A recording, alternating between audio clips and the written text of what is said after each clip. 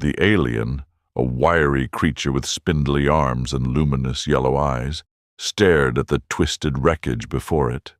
The ship, if it could even be called that, was a jagged mess of metal and exposed wiring, sparking and hissing from its abrupt landing. It looked nothing like the standard sleek vessels of the known galaxy. No, this was something else, something experimental, something unnatural. And then there was the thing inside. The alien shuddered. The creature slumped in the cockpit had a strange pinkish complexion, covered in what appeared to be a protective jumpsuit. It had only 2 arms, 2 legs, and a single head with uncomfortably small eyes.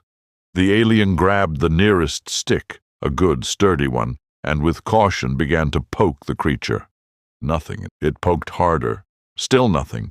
It jabbed the creature with force as though trying to exorcise whatever horror had dared to fall from the sky. "Wake up, you horrifying fictional nightmare," it hissed. The creature groaned.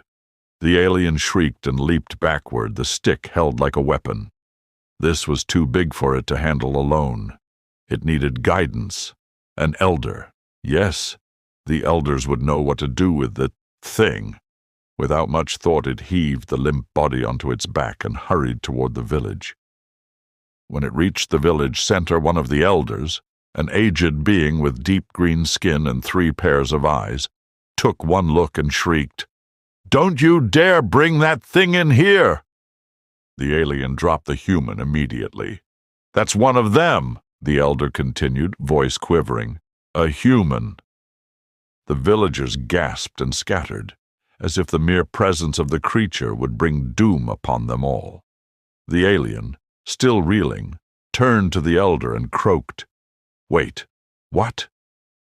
The elder pointed a trembling limb toward an ancient stone tablet propped against the village's sacred monument.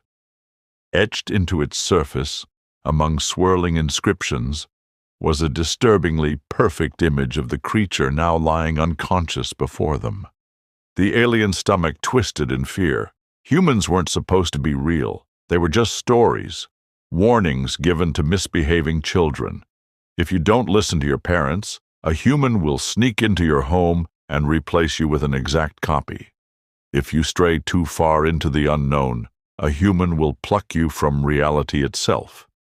Yet here one was, right in front of them. At that moment the human groaned again. The villagers collectively recoiled. The creature blinked, clearly dazed, and mumbled something unintelligible.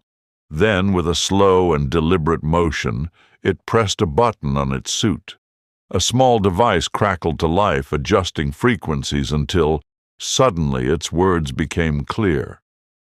"I am here on a mission," the human declared, voice firm but calm, "to fix the reputation that we don't exist."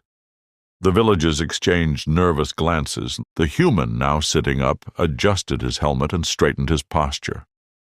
"Y'all been telling stories about us?" he asked. "Well, I'm here to set the record straight." The elder narrowed their eyes. "You mean to say you are real?" "As real as space debris in an unmarked flight path." The alien that had carried the human swallowed hard. So all those stories are true?" Billy Bob Jenkins, as he was called, reached into his pack and pulled out a sleek, glowing tablet. "I'm gonna do you one better," he said, handing it to the elder. "This here's a complete history of Earth. Our people, our cultures, our accomplishments, everything. Y'all can spread it far and wide." The elder hesitated before taking the device as though it might bite them. They examined it with curiosity and apprehension. The villagers leaned in, unsure whether to be horrified or intrigued. Finally, the elder sighed. "It seems we have been living in ignorance. You are no myth. You are real." Billy Bob Jenkins tipped his helmet. "Glad we got that sorted out. Now, if y'all don't mind, I got a ship to fix. Universe ain't gonna convince itself." And with that he set off toward his wrecked vessel, leaving behind a village of stunned aliens, an ancient prophecy rewritten, and a legend transformed into truth. As he worked on repairing his ship, he muttered an old oath, saying to himself, one fitting for the moment, "The pen may be mightier than the sword, but sometimes you just gotta show up with the facts."